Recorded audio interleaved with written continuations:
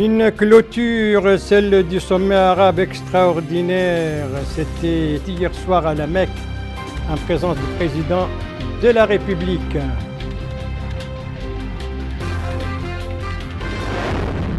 Un appel, celui lancé à ce sommet par le président de la République, appelle au resserrement des rangs arabes face aux défis auxquels le monde arabe fait face.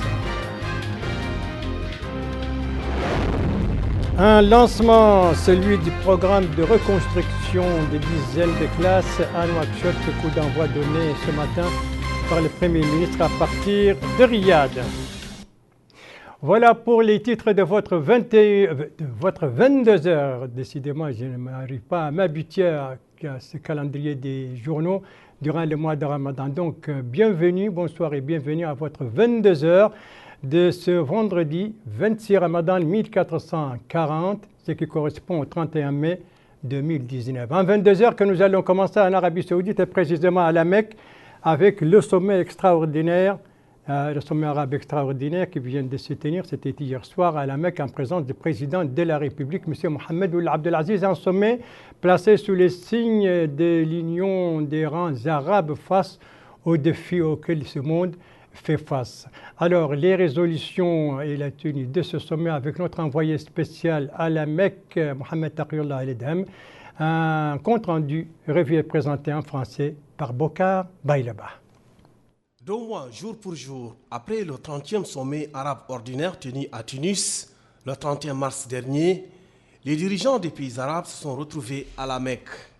Et c'est en présence du président de la République, M. Mohamed Ould Abdelaziz, qui a été accueilli au palais Safa par son frère, le gardien des lieux saints de l'islam, le roi Salman ibn Abdelaziz Al Saoud. L'objectif du sommet est de converger vers une position commune suite à des actes de sabotage commis le 12 mai contre 4 navires de 2 tankers saoudiens dans les eaux territoriales des Émirats arabes unis. Considérés comme atteinte à sa sécurité, ces actes ont conduit l'Arabie saoudite de saisir la Ligue des États arabes pour demander la convocation d'un sommet arabe extraordinaire. L'Arabie saoudite a reçu un soutien unanime de ses alliés du Golfe et de ses voisins arabes à la suite d'attaques qui ont ravivé la tension dans la région. En d'autres termes, les pays arabes indiquent leur intention de maintenir la stabilité et la sécurité dans la région et expriment leur condamnation des menaces portant atteinte à la région. En ce qui concerne le conflit israélo-palestinien, le texte se contente de renvoyer aux résolutions des sommets arabes précédents, appelant à une solution en 2 États. En d'autres termes, la cause palestinienne reste la première cause arabe. En somme, ce sommet est une manière de dire qu'il n'y a aucun motif qui justifie l'intervention dans les affaires des pays de la région, appelant à conjuguer les efforts pour lutter contre le terrorisme et l'extrémisme. Voilà donc pour le sommet arabe extraordinaire qui vient de se tenir hier soir à la Mecque en présence du président de la République. Un sommet d'ailleurs qui a été marqué également par un important discours du président de la République, discours dans lequel le président de la République a dénoncé justement ces provocations dont l'Arabie saoudite a été victime, ainsi que l'État des Émirats arabes unis, et a appelé bien entendu au resserrement des rangs arabes pour faire face aux multiples défis qu'affronte le monde arabe. Alors, c'est le discours du président de la République traduit en français par Mohamed Lemine Bekar. Au nom d'Allah le clément, le miséricordieux, et paix et salut sur le plus honorable de ses envoyés. Serviteur des lieux saints, Majesté Roi Salman bin Abdelaziz Al Saoud, souverain du royaume arabe d'Arabie Saoudite Sœur, Excellence Monsieur El Baji Qaïd El-Sebsi, président de la République sœur de Tunisie, président de la 30e session du sommet arabe, Majesté, Excellence, Altesse, Excellence Monsieur le secrétaire général de la Ligue des États arabes, Mesdames, Messieurs. Il me plaît d'exprimer mes remerciements et ma reconnaissance à mon frère le serviteur de l'ISN, Sa Majesté le roi Salman bin Abdelaziz Al Saoud, et au peuple saoudien frère pour la chaleur de l'accueil et la générosité de l'hospitalité dont nous avons été l'objet ainsi que nos délégations d'accompagnement. Nous apprécions hautement l'initiative de Sa Majesté pour notre invitation à ce sommet extraordinaire Initiative qui confirme de nouveau son attachement constant à la coordination des positions entre nos pays frères et son souci de veiller au resserrement des rangs arabes. Majesté, Excellence, Altesse, Mesdames, Messieurs, notre nation arabe fait face depuis un certain temps à de grands défis sécuritaires et à travers des actes terroristes de sabotage, des conflits armés dans de nombreux pays arabes, des ingérences étrangères qui sèment la division et ravivent les tensions par l'armement et l'entraînement de groupes terroristes qui détruisent des pays et poussent à l'exil des peuples arabes qui vivaient jusqu'ici en sécurité. Les activités destructrices se sont intensifiées par des tentatives répétées visant à déstabiliser la région du Golfe arabe, l'une des plus stables dans le monde, mais en même temps des plus sensibles en raison des ressources énergétiques dont l'a pourvu Allah. La gravité de ces actes s'est manifestée ces derniers jours par de lâches actions terroristes dirigées contre la sécurité et la stabilité du Royaume d'Arabie saoudite et des Émirats arabes unis. C'est ainsi que des attaques ont été perpétrées dans des lieux sensibles en Arabie saoudite par des drones piégés. Nous, en République islamique de Mauritanie, exprimons notre ferme soutien, notre appui à nos frères d'Arabie saoudite et des Émirats arabes unis et nous condamnons avec fermeté les lâches actes de sabotage qui ont exposé au danger l'approvisionnement régulier des marchés mondiaux du pétrole ainsi que la navigation internationale dans le Golfe arabe.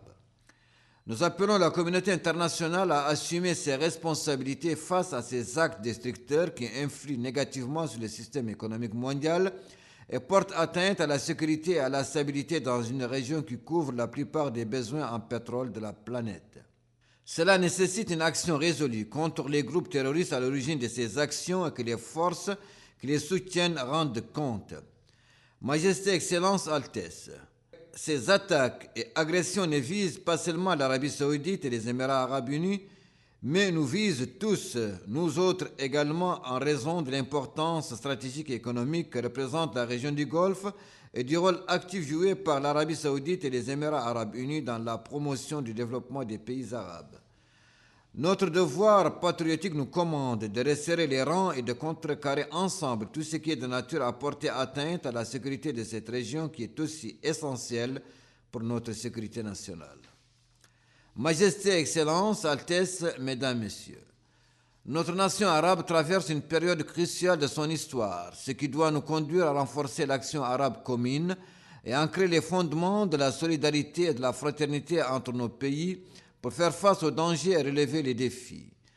Notre nation, de par ses valeurs islamiques et son histoire, est fondamentalement attachée aux principes de paix, d'amitié et de fraternité, mais en même temps, elle reste une nation fière et digne, prompte à défendre sa sécurité et sa stabilité et à réaliser une renaissance globale qui réponde aux aspirations des peuples arabes, à leur développement et leur bien-être. Qu'Allah accorde à nos pays arabes paix et sécurité et les préserve des visées hégémonistes étrangères. Je souhaite plein succès à notre sommet. Je vous remercie. Voilà un sommet arabe extraordinaire qui s'est achevé hier et c'était la traduction du discours prononcé devant ce sommet par le président de la République. C'était hier soir. Un sommet en chasse un autre.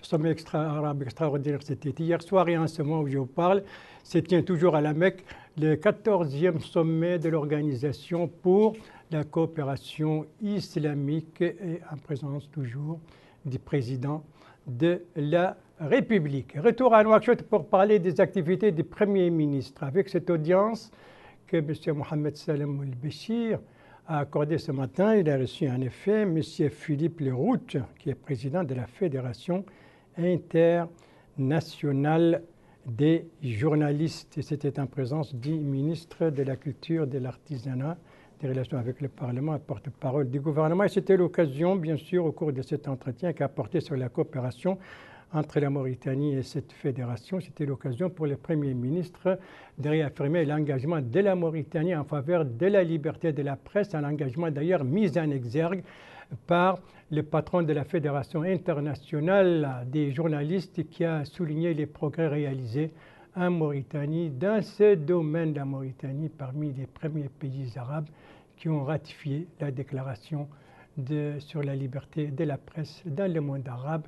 Je vous propose de suivre le président de la Fédération internationale des journalistes à l'issue de l'audience que lui a accordée ce matin le Premier ministre. En faveur de la liberté de la presse en Mauritanie et je sais les progrès qui ont déjà été effectués dans le pays. Et c'est un document important parce qu'il a déjà été signé par 5 pays, la Palestine, la Jordanie, le Soudan, la Tunisie et le Maroc. Et le fait que la Mauritanie le ratifie aujourd'hui, je l'espère, va donner un nouvel élan et inciter peut-être d'autres gouvernements à l'imiter. Je rappelle enfin que cette déclaration postule des obligations, des engagements dans le chef de l'État, mais aussi dans le chef des entreprises de presse et aussi pour les journalistes, parce qu'il y a un chapitre de cette déclaration qui porte sur les impératifs déontologiques et éthiques des journalistes. Et je pense qu'il ne peut pas y avoir de presse libre sans responsabilité des journalistes.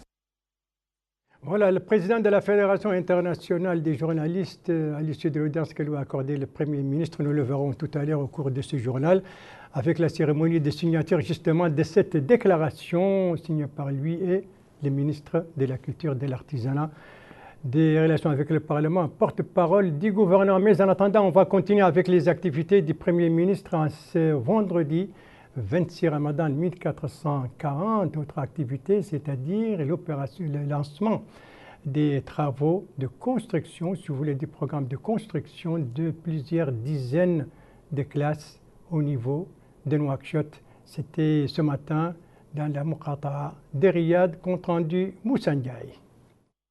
Le coup d'envoi du démarrage officiel du programme réhabilitation et construction des infrastructures scolaires à Nouakchott, qu'exécute l'Agence nationale Tadamoun chargée de la lutte contre les séquelles de l'esclavage, la pauvreté et de l'insertion, a été donné ce vendredi 31 mai 2019 à l'espace du collège de Riyad numéro 9.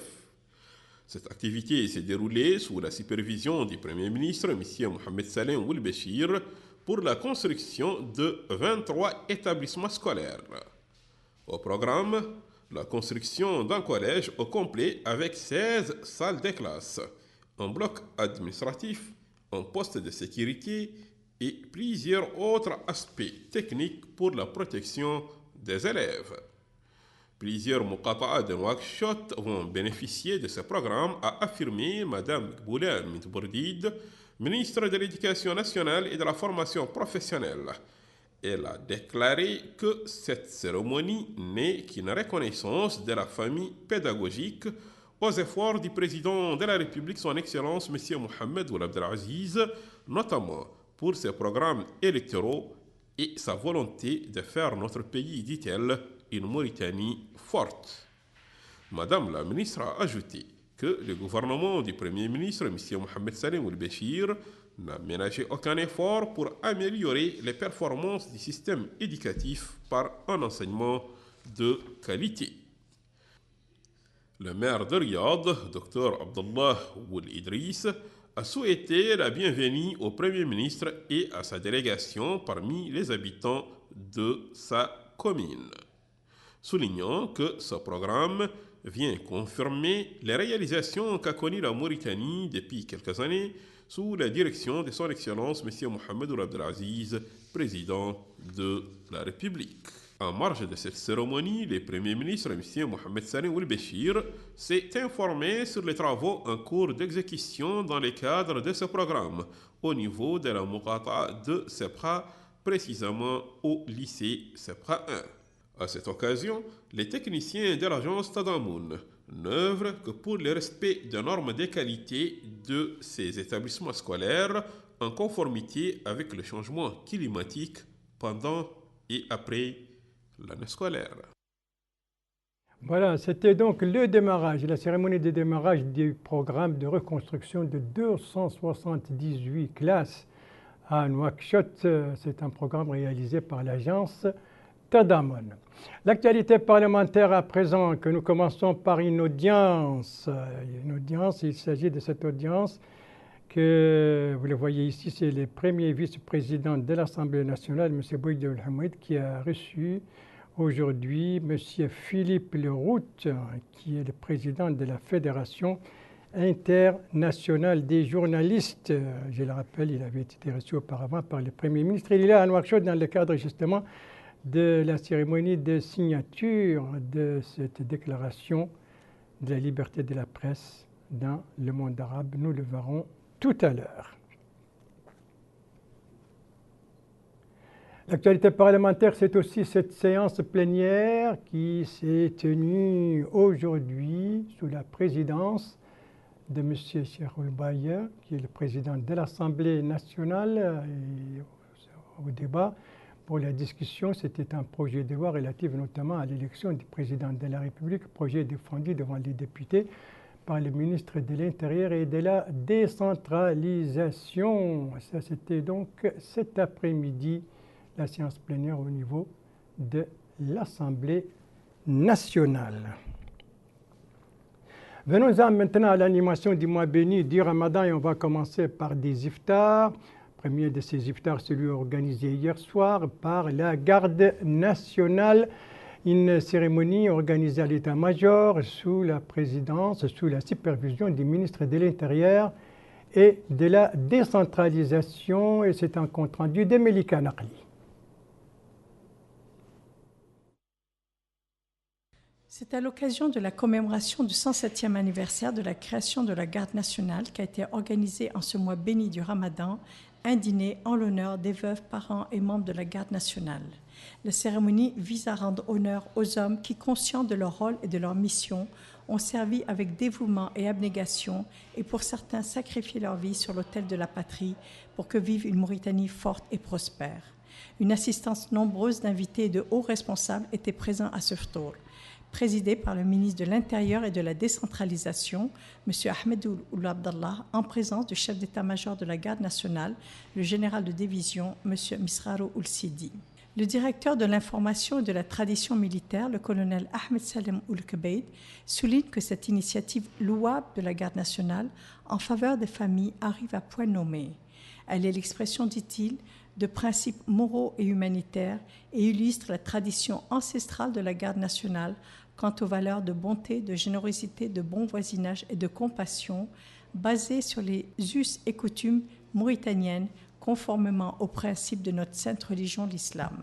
Cette cérémonie répond aux recommandations prodiguées en ce mois béni de partage, de piété et de compassion et de solidarité avec les familles, des valeureux fils de la Mauritanie qui ont donné leur vie pour que vive une Mauritanie forte et prospère, laissant derrière eux des veuves et orphelins et compagnons d'armes. De son côté, le chargé de mission au ministère des Affaires islamiques, le Faqih Abdesalem Taïebouba, a félicité la Garde nationale pour l'organisation de ce dîner, qui est ce qui peut être de mieux pendant le mois béni du Ramadan, mois de piété, de miséricorde et de partage. Il a souligné la nécessité de rendre hommage à tous ceux qui sont morts dans l'exercice de leurs fonctions et a imploré Dieu le Tout-Puissant de les accueillir dans son vaste paradis. Il a rappelé que la Garde nationale est au sein de nos forces armées et de nos forces de sécurité un exemple de professionnalisme, d'organisation et de travail social et humanitaire. À son tour, le porte-parole des familles des membres de la Garde décédés a pris la parole pour exprimer leur gratitude. À la fin de la cérémonie, la 4e du genre, ont été octroyés des dons en espèces dont ont bénéficié 6 familles de la Garde nationale. En l'occurrence, la famille de feu, le brigadier Moulay Idriss. Le garde de 2e échelon, feu Mohamed Lamine Naji El-Béchir. Le garde-feu Mohamed Mahmoud Mohamed Dahbib. Le garde-feu Ahmed Hamoud El-Hawarbi. Et l'étudiant garde Ahmed Aliya Mouri. L'enveloppe financière octroyée à chaque famille s'élève à 400 000 anciens ouguiens. Voilà donc pour cet iftar organisé hier soir par la Garde nationale dans le cadre de l'animation du mois béni du Ramadan. C'était à l'occasion aussi du 107e anniversaire de la création de la Garde nationale. Et toujours dans le cadre de cette animation, autre iftar également hier soir, mais cette fois à Kaedi. C'est un iftar organisé par le ministère des Affaires islamiques et de l'enseignement originel. Alors, au profit de qui? L'élément de réponse avec Moussa Ndiaye. Kaedi, capitale régionale de la wilaya de Gorgol, à son tour a abrité la cérémonie d'iftar Ramadan 1440 de l'Hégire qu'initie le ministère des Affaires islamiques et de l'enseignement originel dans le cadre de son programme de décentralisation. Organisé au profit des imams de mosquées et cheikhs de Mhadra de Kayedi, sous la supervision de l'Union nationale des imams de Mauritanie. Le ministre des Affaires islamiques et de l'enseignement originel, M.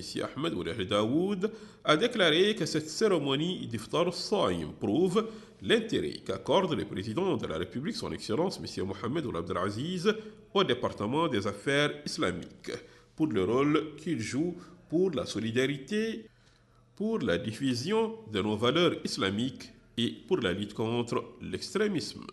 Il a ajouté que les cheikhs de Mahadra et imams des mosquées de Kayedi, dans la wilaya du Gorgol, ont joué un rôle important pour mettre leur savoir à la disposition des citoyens et à tous ceux qui veulent apprendre la charia et ses principes.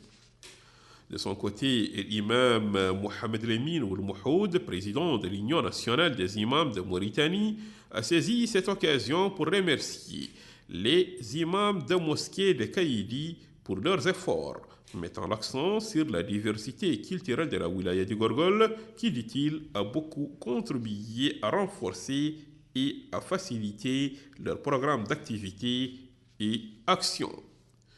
La commune de Kayedi, à travers le maire de la ville, a saisi cette occasion pour présenter quelques doléances à Monsieur le ministre.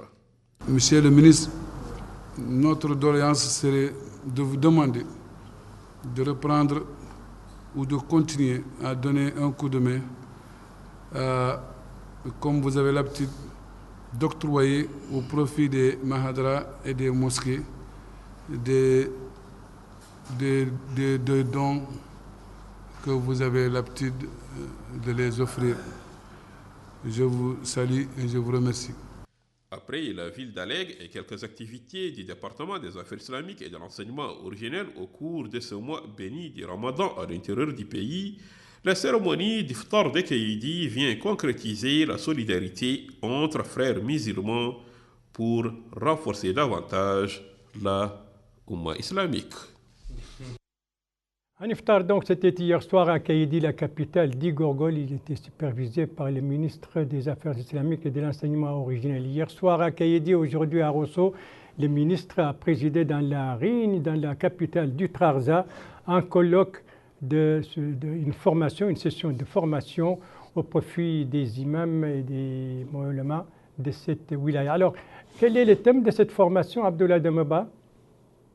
Cette formation est conjointement organisée par le ministère des Affaires islamiques et de l'enseignement originel et l'Union nationale des imams et oulémas de Mauritanie. Cette activité profite aux imams et oulémas de la wilaya du Trarza, c'est afin de les imprégner des préceptes liés à l'imama, dont la khutba et le fiqh, ce qui leur permettra de renforcer leurs aptitudes oratoires et connaissances en islam.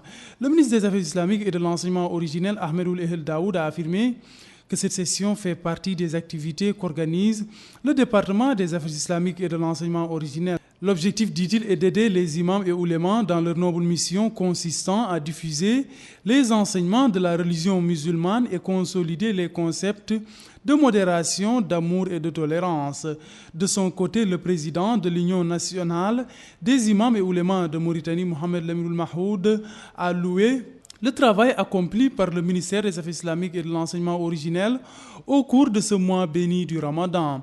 Le maire de la commune de Rosso, Bamba Ould Rahman, a salué la tenue de cette session de formation qui s'inscrit, dit-il, dans le cadre de l'animation de ce mois béni. Abdullah Demeba, vous restez avec nous pour nous parler cette fois, non pas des iftars ou des colloques, mais de la liberté de la presse. Car, je vous le disais tout à l'heure, la Mauritanie vient de ratifier la déclaration sur la liberté de presse dans le monde arabe, devenant ainsi l'un des tout premiers pays arabes à le faire.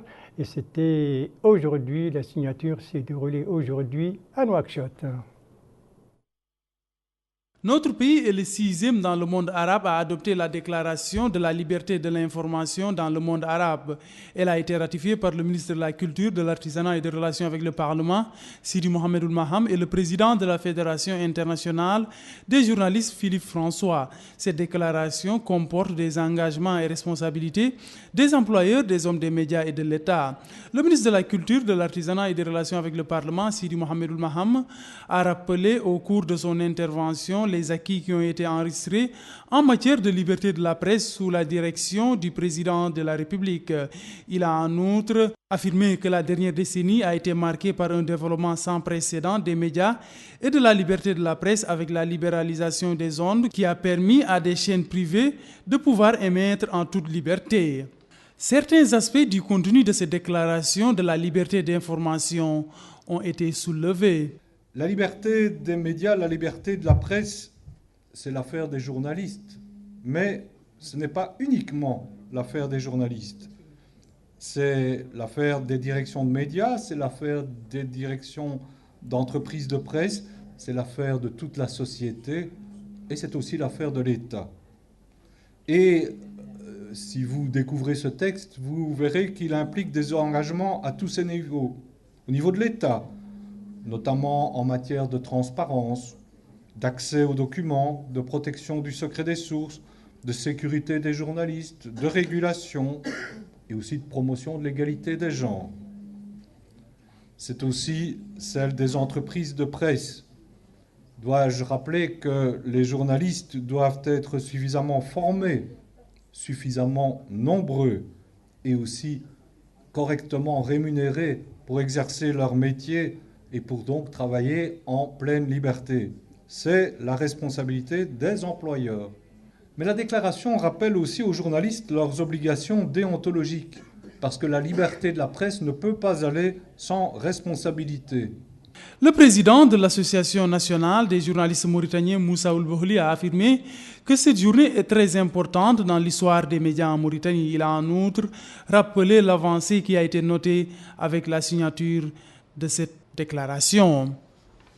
Une déclaration donc sur la liberté de la presse dans le monde arabe ratifiée par la Mauritanie durant ce mois béni du Ramadan, précisément ce vendredi 26 Ramadan 1440. Ramadan justement et les activités caritatives des ONG avec celle de l'association caritative pour le développement et le travail. Eh bien, cette association vient de procéder à la distribution de plus de 1500 kits alimentaires au profit des orphelins et de leurs familles, ainsi qu'au profit des pauvres. C'était une activité qui s'est déroulée dans la Muqata d'Arafat, dans Nouakchott Sud, et qui entre dans le cadre des activités de cette organisation donc caritative durant ce mois béni du Ramadan.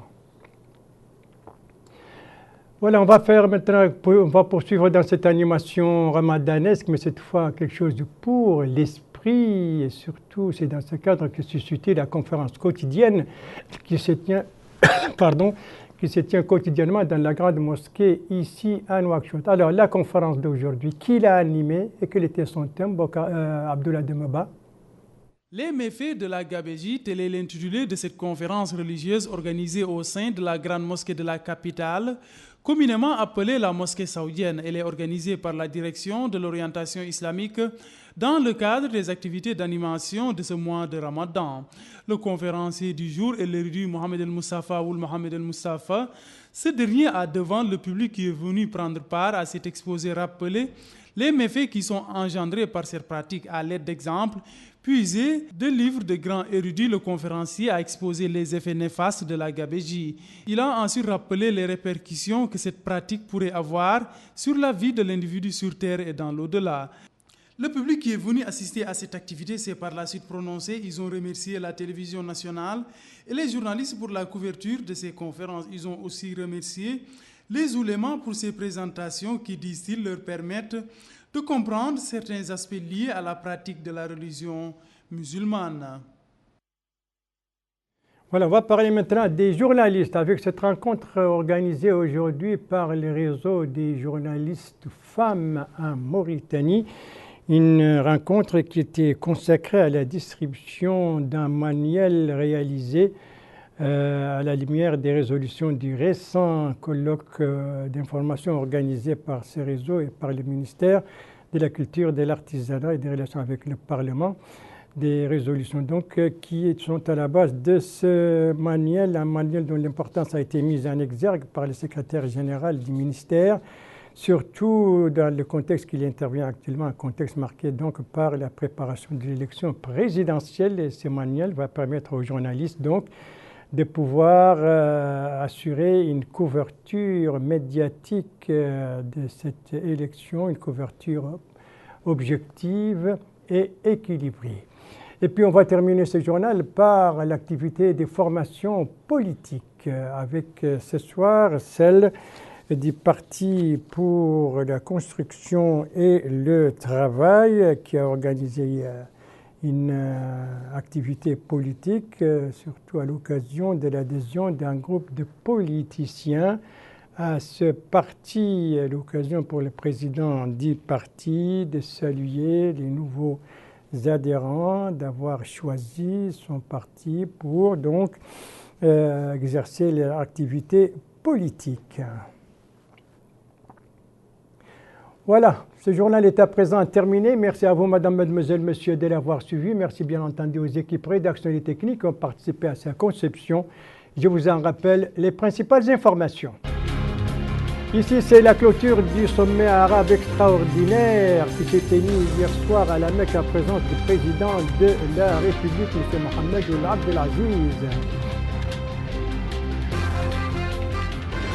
Un sommet marqué entre autres par le discours du président de la République, discours dans lequel il a dénoncé les tentatives de déstabilisation du Golfe et du monde arabe et appelé au resserrement des rangs arabes face aux multiples défis.